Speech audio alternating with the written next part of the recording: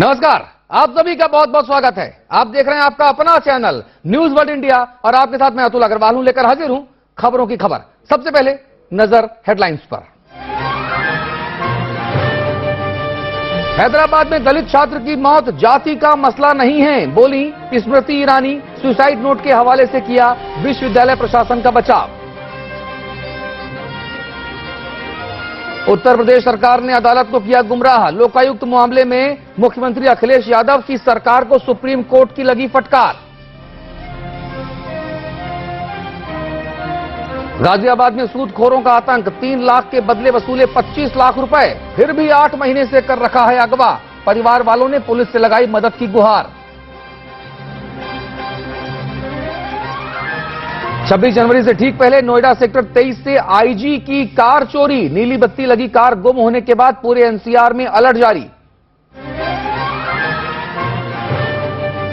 सीमा पार पाकिस्तान के 4 सद्दा में बाचा खान यूनिवर्सिटी में आतंकवादियों ने 25 छात्र छात्राओं को उतारा मौत के घाट।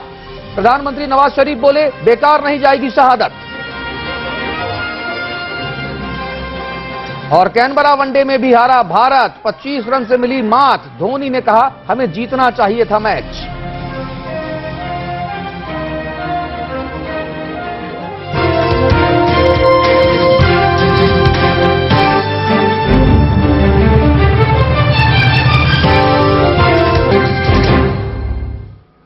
जी, खबरों की खबर की करते हैं शुरुआत। सबसे पहले खबर सीमा पार पाकिस्तान से है। तहरीके तालिबान पाकिस्तान के आतंकवादियों ने आज पाकिस्तान में एक यूनिवर्सिटी में खूनी खेल खेला।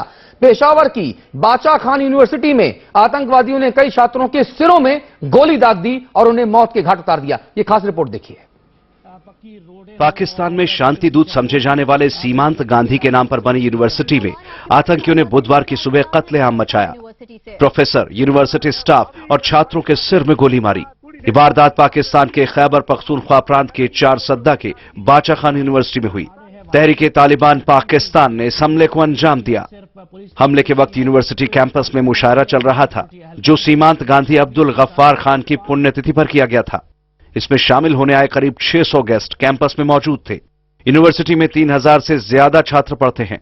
सुबह अभी कोहरा छटा भी नहीं था कि करीब 10 हमलावरों ने AK-47 से गोलियां बरसानी शुरू कर दी। कई बम ब्लास्ट भी किए। चश्मदीदों के मुताबिक हमलावर पाकिस्तानी सेना की वर्दी में थे। फायरिंग की आवाज, पिछली साइड से फायरिंग की आवाज आई है। बस उधर से हमने कहा पता नहीं किसकी झगड़ा हुआ या क्या हुआ है। आगे से फिर फायरिंग ज्यादा होने लगी, फायर बस ज्यादा होने लगी। फिर सारे लड़कों को हमने कमरों में वो किया कि बस बाहर न निकलो, बाहर से सारे लड़के हो। फिर हमारी यूनिवर्सिटी के सिक्योरिटी वालों ने भी बड़ा तगड़ा वो किया है, पाकिस्तान आर्मी। हमला ऐसे वक्त हुआ जब पाकिस्तान के प्रधानमंत्री नवाज शरीफ स्विट्जरलैंड में थे और आर्मी चीफ राहिल शरीफ सऊदी अरब के दौरे पर। हमले के बाद शरीफ ने कहा, बेकसूरों के कातिलों का कोई मजहब नहीं होता। हम एक बार फिर पाकिस्तान से आतंकवाद को खत्म करने की प्रतिबद्धता दोहराते हैं। देश के लिए मरने वालों की कुर्बानी जाया नहीं होगी। तहरीके तालिबान के आतंकी पहले भी छात्रों को निशाना बना चुके हैं। दिसंबर 2014 में पेशावर में आर्मी पब्लिक स्कूल पर आतंकियों ने गोलियां बरसाई थी, जिसमें 141 लोगों की मौत हुई थी। इनमें 130 से ज्यादा बच्चे थे। Team news world India. जी, आइए हम आपको बताते हैं कि आखिरकार जो तहरीके तालिबान है ये है क्या, लेकिन उससे पहले हम बताते हैं कि आज पाकिस्तान की विश्वविद्यालय में हुआ क्या, यूनिवर्सिटी में आखिरकार क्या क्या किया गया आतंकवादियों के द्वारा, क्या नंगा नाच नचाया गया। जी, यहां निगाह रखिएगा आप। ये देखिए, तो बाचा खान विश्वविद्यालय है, ये पाकिस्तान के 4 सद्दा में है। बाचा खान यूनिवर्सिटी एक बहुत रेपुटेटेड, बहुत प्रतिष्ठित विश्वविद्यालय है ये बाचा खान, और खैबर पख्तूनख्वा प्रांत में ये यूनिवर्सिटी पड़ती है। तो खान अब्दुल गफ्फार खान साहब के नाम पर ये यूनिवर्सिटी बनी हुई है। और हम बता दें आपको कि खान अब्दुल गफ्फार खान साहब वही हैं जिन्होंने अविभाजित हिंदुस्तान की आजादी की लड़ाई में महत्वपूर्ण किरदार अदा किया था और उन्हें भारत रत्न पुरस्कार से भी नवाजा जा चुका है। तो इसी विश्वविद्यालय में सीमांत गांधी के नाम से खान अब्दुल गफ्फार खान साहब को पूरी दुनिया में जाना जाता है। बाचा खान यूनिवर्सिटी ने शांति और भाईचारे का संदेश दिया और आजादी की लड़ाई में अहम भूमिका भी इस विश्वविद्यालय ने भी निभाई है और खान अब्दुल गफ्फार खान साहब ने भी निभाई है। तो आजादी के बाद भारत से बेहतर रिश्तों के हमेशा से वो हिमायती रहे हैं और बादशाह खान को भारत रत्न मिल चुका है। बादशाह खान यानी खान अब्दुल गफ्फार खान साहब, जिनकी हम आपसे बात कर रहे हैं। तो 20 जनवरी 88 को बादशाह खान साहब का जो है ये निधन हुआ था। तो ये पूरी इस यूनिवर्सिटी की कहानी हम आपको बताई। लेकिन हम आपको बताते हैं कि जो आतंकवादी संगठन है तहरीक तालिबान, ये इतना खूंखार क्यों है। पेशावर में एक आर्मी स्कूल में 150 से ज्यादा बच्चों को हलाक कर दिया था कुछ वर्ष पहले, और आज फिर खूनी खेल खेला गया। क्या है तहरीक तालिबान, ये समझिए पहले आप। तहरीक तालिबान पाकिस्तान का गठन 2007 में कई आतंकवादी संगठनों को मिलाकर किया गया। तहरीक तालिबान पाकिस्तान का बेस पाकिस्तान के ही नॉर्थ वेस्ट फ्रंटियर प्रोविंस में है। इसका पहला मुखिया बेतुल्लाह महसूद को बनाया गया था। 2009 में तहरीक तालिबान पाकिस्तान ने ठाटा समेत पूरे स्वात घाटी में अपने पैर जमा लिए। तहरीक तालिबान पाकिस्तान ने फरमान जारी करने शुरू कर दिए। लड़कियों के स्कूल जाने पर रोक लगा दी। तहरीक तालिबान पाकिस्तान को एक इस्लामिक राज्य बनाना चाहता है और पाकिस्तान की सरकार के खिलाफ जंग का ऐलान भी कर चुका है। 5 अगस्त 2009 को तहरीक तालिबान पाकिस्तान का मुखिया बेतुल्लाह मसूद एक धमाके में मारा गया। उसकी जगह कमान हकीमुल्लाह महसूद ने संभाली। साल 2009 में स्वात घाटी के ही बुनेर, मिंगोरा, प्योचार, डीर और मालकंड डिवीजन पर तालिबान ने कब्जा कर लिया था। पाकिस्तान की फौज ने तहरीक तालिबान पाकिस्तान के खिलाफ जबरदस्त संघर्ष भी किया। नवंबर 2013 में हकीमुल्लाह महसूद की मौत हो गई। इसके बाद फजीउल्लाह को तहरीक तालिबान पाकिस्तान का चीफ बनाया गया। फजीउल्लाह को 16 दिसंबर 2014 को पेशावर आर्मी स्कूल में हुए हमले का मास्टरमाइंड माना जाता है। फजीउल्लाह ने ही मलाला यूसुफजई पर हमला करवाया था। तहरीक तालिबान पाकिस्तान के एक के बाद एक पाकिस्तान में आतंकी हमले हो रहे हैं, लेकिन पाकिस्तान सरकार उन पर रोक लगाने में नाकाम साबित हो रही है। Team news world India. खबर अफगानिस्तान से। अफगानिस्तान की राजधानी काबुल में रशियन एम्बेसी के सामने सुसाइडल अटैक हुआ है। इसमें कई लोगों के मारे जाने की खबर मिल रही है। बताया जा रहा है कि पास ही में पार्लियामेंट भवन भी है। ये वो पार्लियामेंट भवन है जो भारत की सरकार ने अफगानिस्तान के लिए बना के दिया है। टोलो न्यूज के मुताबिक एम्बेसी के पास एक सिविलियन बस को, एक यात्री सवारी गाड़ी को टारगेट करके ये बम धमाका, आत्मघाती धमाका किया गया। अफगान न्यूज ने वहां के गृह मंत्रालय के हवाले से बताया है कि 4 लोगों की इस हमले में जान चली गई है। तो इस हमले में 24 से ज्यादा लोग जख्मी हैं। बताया जा रहा है कि इस आत्मघाती बम धमाके में रशियन एम्बेसी के सामने वाली एक बिल्डिंग में जबरदस्त आग भी लगी है।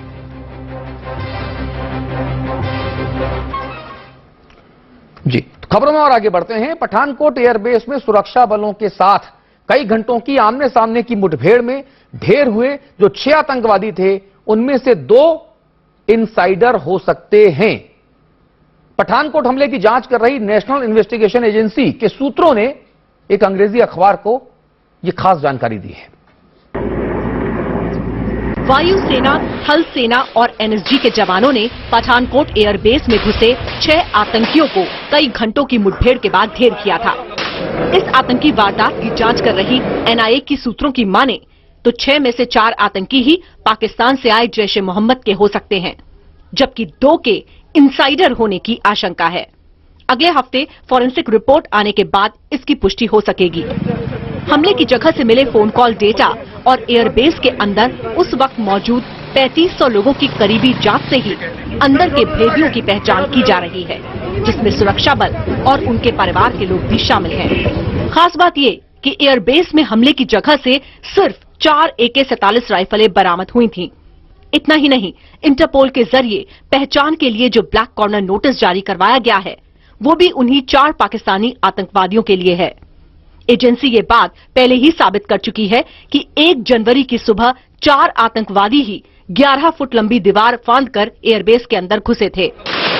हालांकि संगीन खतरे की ओर इशारा करती ये बातें अभी भी सिर्फ सूत्रों के जरिए बाहर आ रही हैं। इंतजार उन रिपोर्ट्स का है जिसके बाद एयरबेस में हुई घुसपैठ और हमले पर से पूरा पर्दा उठेगा। Team news world India.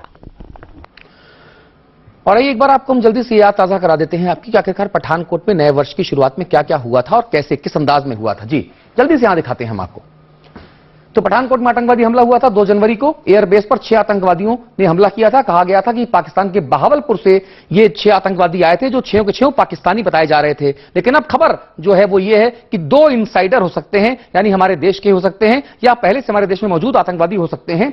इस आतंकवादी गतिविधि में 7 जवान शहीद हुए थे हमारे, और 36 घंटे एनकाउंटर चला था और 3 दिन लगातार कॉम्बिंग ऑपरेशन भी चलाया गया था। जैश ए मोहम्मद का जो चीफ है मौलाना मसूद अजहर, जो पार्लियामेंट हमले का दोषी, जिसको 1994 में कश्मीर में पकड़ा गया था पहली बार फर्जी पासपोर्ट रखने के मामले में, जो जैश ए मोहम्मद का आतंकवादी है, जिसने मुंबई जो आतंकवादी हमला है कहा जा रहा है कि उसने और हाफिज सईद ने मिलकर कराया था, जिसने पठानकोट का ये आतंकवादी हमला कराया, वही खूंखार जैश ए मोहम्मद, जिससे 1998 में IC 814 के अपहरण कांड के बाद तब के रक्षा मंत्री जसवंत सिंह अफगानिस्तान के कंधार छोड़ने गए थे थाली में सजाकर। जी वही मौलाना मसूद अजहर।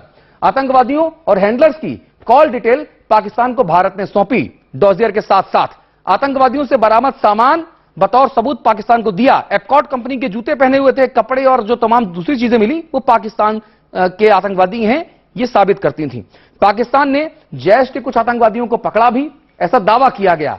और भारत पाकिस्तान विदेश सचिव की जो बातचीत थी, जो 15 जनवरी को होनी थी, वो बातचीत भी टाल दी गई थी इसी हमले के चलते। लेकिन अहम सवाल इसमें यह खड़ा होता है कि क्या बातचीत टाला जाना सॉल्यूशन है? शायद नहीं। तो फिर हल क्या है? कैसे पाकिस्तान को सबक सिखाया जाए, कैसे पाकिस्तान को समझाया जाए कि आप जो कर रहे हैं भारत विरोधी, वो कतई सही नहीं है। खबरों में आगे बढ़ते हैं। हैदराबाद की खबर है। हैदराबाद में दलित छात्र रोहित वेमुला चक्रवर्ती की खुदकुशी के मामले में केंद्र की सरकार दबाव में आई है और आज आंकड़ों के साथ अपनी सफाई केंद्र सरकार ने दी है। केंद्रीय मानव संसाधन विकास मंत्री स्मृति ईरानी ने दावा किया कि HRD मंत्रालय ने जो भी खत लिखे वो नियम कायदों के मुताबिक थे, नियमों से अलहदा कतई नहीं थे, और केंद्र की सरकार के ऊपर जो आरोप लगाए जा रहे हैं वो सरासर बेबुनियाद हैं। As the Minister for HRD and also as a mother, I had conveyed my condolences and expressed my grief on the death of Rohit. Also conveyed my sympathies to the family. Rohit Vemula की आत्महत्या के 3 दिन बाद पहली बार media से मुखातिब हुई श्रीमती स्मृति ईरानी ने सबसे पहले इस पर हो रही सियासत को दुर्भाग्यपूर्ण बताया। इसके बाद स्मृति ईरानी ने साफ किया कि यह दलित बनाम नॉन दलित का मामला नहीं है, जैसा कि प्रोजेक्ट किया जा रहा है। This is not a Dalit versus non-Dalit confrontation, as has been the efforts of some to ignite passions. Smriti Irani ने श्री राहुल गांधी के हैदराबाद दौरे पर भी सवाल उठाते हुए कहा कि मौत के मुद्दे पर सियासत करना कांग्रेस की मजबूरी हो सकती है। स्मृति ईरानी ने कहा कि उनके मंत्रालय ने दखल यूपीए सरकार के बनाए नियमों के तहत दिया था। That such communication should be attended to promptly and acknowledged within 15 days, followed by a reply within the next 15 days. मानव संसाधन विकास मंत्री ने इस मौके पर रोहित वेमुला का सुसाइड नोट भी पढ़कर सुनाया और कहा कि उसमें उसने विश्वविद्यालय के किसी प्रोफेसर या अधिकारी, किसी सियासी पार्टी या संस्था या किसी छात्र संगठन को कहीं से भी कसूरवार नहीं ठहराया है। This note does not mention any university official. This note does not mention any national political organization. This note does not mention any MP. केंद्रीय मंत्री श्री बंडारू दत्तात्रेय पर लगे आरोपों पर ईरानी ने मोर्चा संभाला। Mr. Hanumantha Rao's letter, we also wrote to the university to give us response to this particular allegation made by Shri Hanumantha Rao. We sent 6 reminders to the university for the letter of allegation sent by Hanumantha Rao ji, who is a Congress MP. Hanumant Rao ji ने बगैर देर किए स्मृति ईरानी के आरोपों का जवाब दिया। Smriti Irani is saying that Hanumant Rao wrote a letter. I wrote a letter regarding the rectifying about corruption, about student problem, about education, all those things in the right. दरअसल पूरे मामले पर स्मृति ईरानी पर ये आरोप लग रहे हैं कि उनके मंत्रालय के दखल और दबाव के बाद ही विश्वविद्यालय प्रबंधन ने रोहित समेत 5 दलित छात्रों को सस्पेंड किया था, जिसके बाद अब साथ में आकर इस दलित छात्र ने आत्महत्या कर ली। Amar Singh, news world India, Delhi.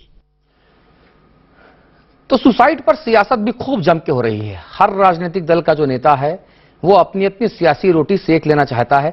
मरने वाला अपनी जान से गया, किसी मुद्दे को लेकर गया, लेकिन जो राजनेता हैं वो राजनीति करने से बाज नहीं आ रहे। क्या क्या हो रहा है, सियासत क्या क्या हुई, ये हम आपको जल्दी से दिखा देते हैं। सुसाइड पर सियासत। अगस्त में अखिल भारतीय विद्यार्थी परिषद के कार्यकर्ता की पिटाई का आरोप लगा था रोहित वेमुला चक्रवर्ती के ऊपर। हैदराबाद सेंट्रल यूनिवर्सिटी ने शुरुआती जांच पड़ताल की और रोहित को छोड़ दिया था तब, लेकिन उसके बाद 21 दिसंबर को हॉस्टल में उसके आने पर पाबंदी लगा दी। रोहित वेमुला को कहा गया कि आप सार्वजनिक स्थल में कहीं नहीं जा सकते। 17 जनवरी को रोहित ने अपने कमरे में, अपने दोस्त के कमरे में सुसाइड कर लिया। सुसाइड नोट जो उसने छोड़ा 5 पन्नों का, उसमें किसी को भी जिम्मेदार नहीं करार दिया गया था। केंद्रीय मंत्री बंडारू दत्तात्रेय समेत 4 लोगों के खिलाफ SC/ST एक्ट के तहत मुकदमा हुआ। आत्महत्या के लिए उकसाने के लिए मुकदमा दर्ज हुआ। VC भी थे इसमें, विश्वविद्यालय के कुलपति भी थे अप्पा। और खुदकुशी के विरोध में देश भर में लगातार प्रदर्शन हो रहे हैं। राहुल गांधी समेत कई नेता जो हैं वो परिवार वालों से मिले हैं। सुना जा रहा है कि केजरीवाल भी जल्दी हैदराबाद जाने वाले हैं। और ये दलित बनाम गैर दलित का मामला नहीं है, ये केंद्रीय HRD मिनिस्टर ने ये बात कही है। अच्छा, अब जल्दी से हम आपको ये बता देते हैं कि आखिरकार ये पूरा जो मामला है, ये मामला शुरू कहां से हुआ और अखिल भारतीय विद्यार्थी परिषद के जिस नेता ने ये आरोप लगाया था कि रोहित वेमुला चक्रवर्ती ने उसकी पिटाई की और पिटाई इतनी जबरदस्त थी कि उसे अस्पताल में भर्ती कराना पड़ा। अब अस्पताल के जो तथ्य हैं वो ये कहते हैं कि जो ABVP का छात्र है उसके पेट में पहले से कोई बीमारी थी और पेट का ऑपरेशन कराने के लिए अस्पताल में भर्ती हुआ था। इसका पिटाई से कोई संबंध नहीं, क्योंकि उसकी पिटाई हुई ही नहीं थी।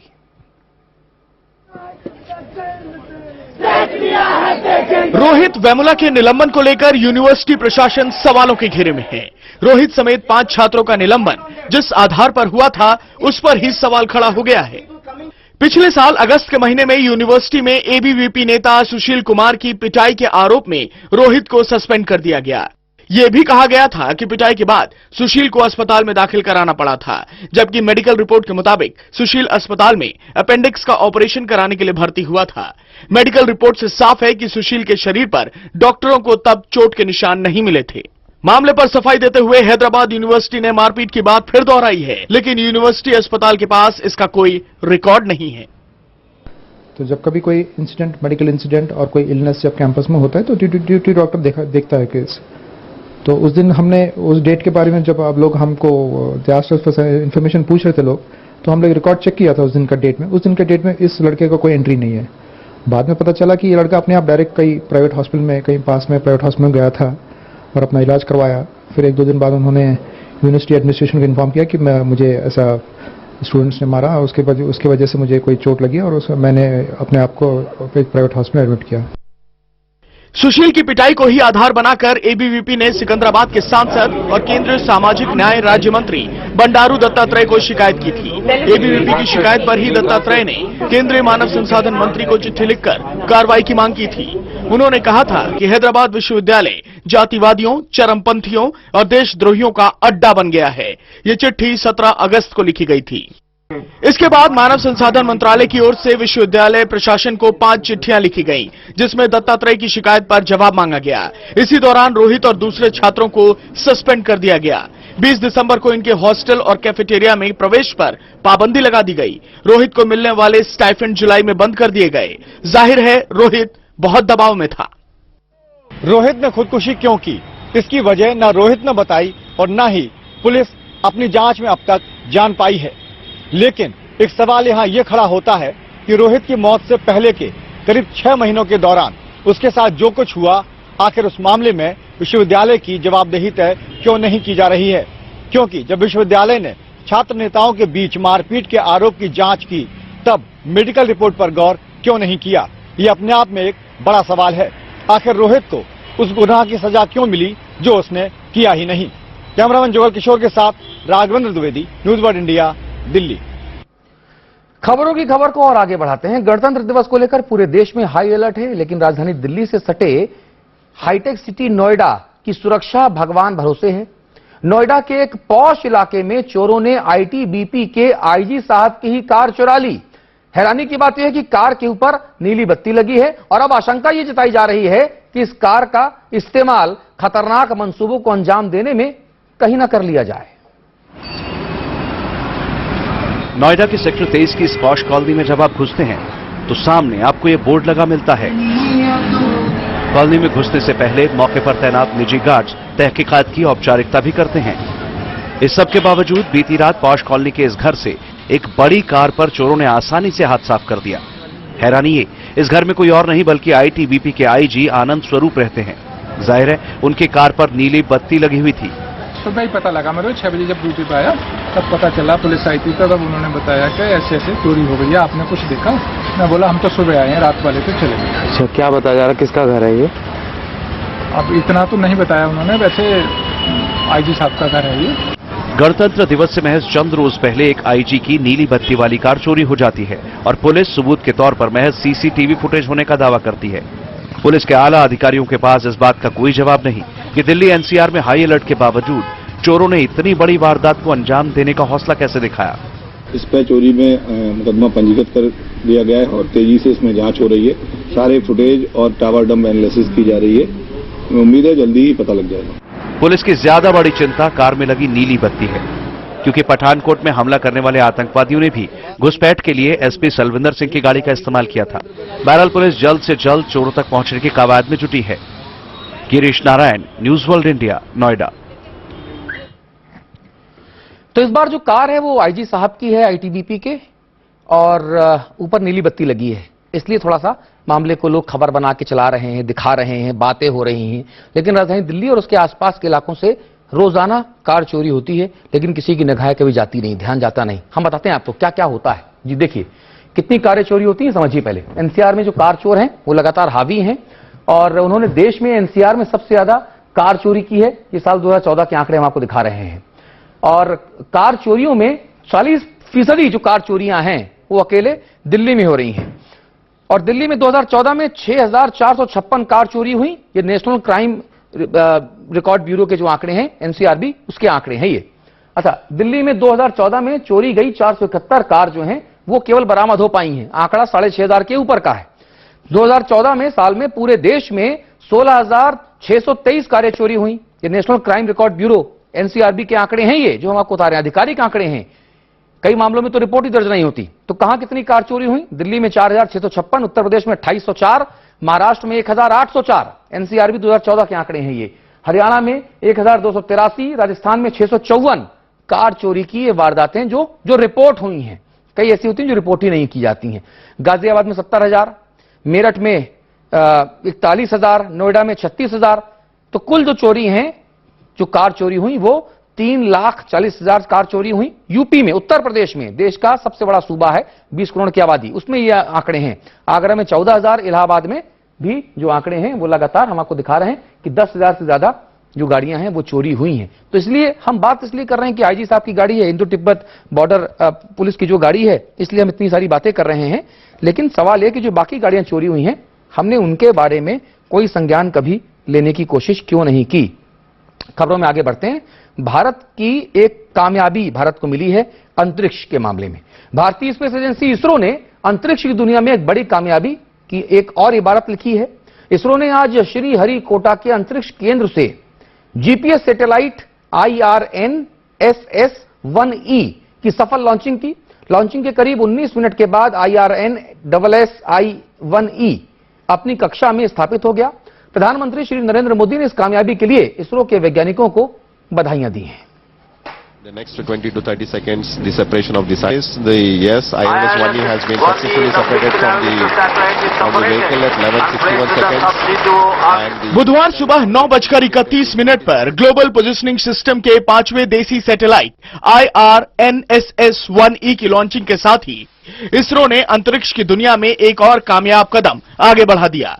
PSLV C31 के जरिए 1424 किलो के इस सैटेलाइट को लॉन्च किया गया, जिसने 19वें मिनट में ही इसे कक्षा में स्थापित कर खुद को अलग कर लिया।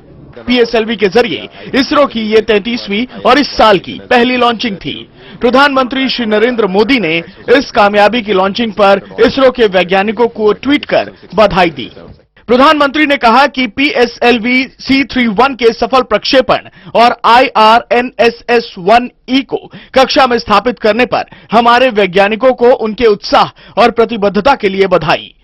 मैंने इसरो के वैज्ञानिकों से बात की और उन्हें इस कामयाबी के लिए बधाई भी दी। हमारे वैज्ञानिकों ने हमें गौरवान्वित किया है।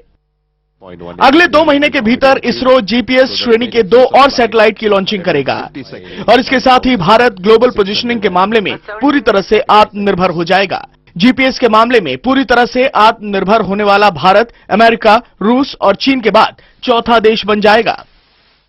IRNSS-1E के ऑपरेशन में 1400 करोड़ का खर्च आएगा, जिसके जरिए भेजे गए डेटा के जरिए मोबाइल और दूसरे इलेक्ट्रॉनिक गैजेट्स पर लोकेशन की सटीक जानकारी मिलेगी। इसरो का दावा है कि IRNSS-1E के डेटा में 20 मीटर से ज्यादा का एरर मार्जिन ही नहीं है। सैटेलाइट को इस तरह से डिजाइन किया गया है कि ये बॉर्डर के 1500 किलोमीटर के एरिया की सटीक जानकारी देगा, जिससे सरहद की हिफाजत में सैनिकों को काफी मदद मिलेगी। IRNSS-1E अगले 10 साल तक सटीक जानकारी धरती पर पहुंचाता रहेगा। साफ है कि इस बार फिर इसरो के वैज्ञानिकों की काबिलियत ने देश का गौरव बढ़ाया है। Team news world India. और खबरों की खबर में हाल फिलहाल भी इतना ही, लेकिन आपके अपने चैनल न्यूज वर्ल्ड इंडिया पर खबरों का सिलसिला लगातार जारी है, इसलिए आप देख रहे हैं और देखते रहिए। नमस्कार।